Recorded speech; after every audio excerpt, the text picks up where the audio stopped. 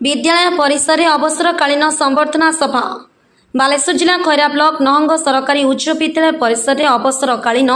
संबर्धना सभा महा आडंबर अनुष्ठित हो विद्यालय प्रधान शिक्षक निशाकर जेना अवसरकालीन संबर्धना सभा सभापतित्व करथिले। प्रधान शिक्षयित्री राजश्री राउत, मुख्य अतिथि भाव जिला परिषद सदस्य रश्मिता महापात्र, मुख्य वक्ता भाव खैरा मंडल ओष्टा सभापति ब्रह्मानंद साहू, सम्मानित अतिथि भाव संपादक विष्णु प्रसाद मिश्र, स्थानीय सरपंच रवीन्द्र नायक जोग देथिले। विद्यालय परिचालना कमिटीर सभापति उत्सव दास, सभ्य सभ्या तथा शिक्षक शिक्षिका शिक्षा कर्मचारी छात्र छात्री उपस्थित रही सभाटी को साफल्य मंडित करथिले। बालेश्वर नरेंद्र प्रसाद बेहरा रिपोर्ट, जयदेव न्यूज।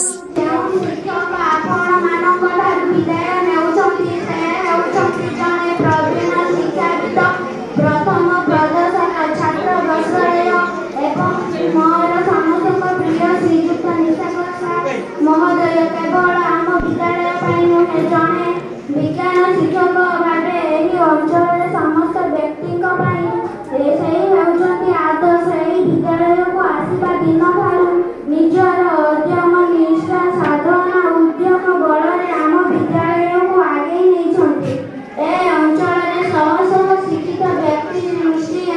कर जड़े विचारक्षण व्यक्तित्व हिसाब से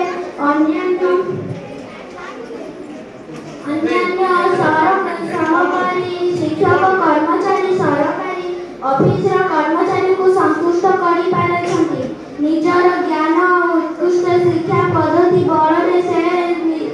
जेकोसी जटिल विषय को सरलतार सह बुझाई पारुले सहित से छात्र छात्री मानक स्नेह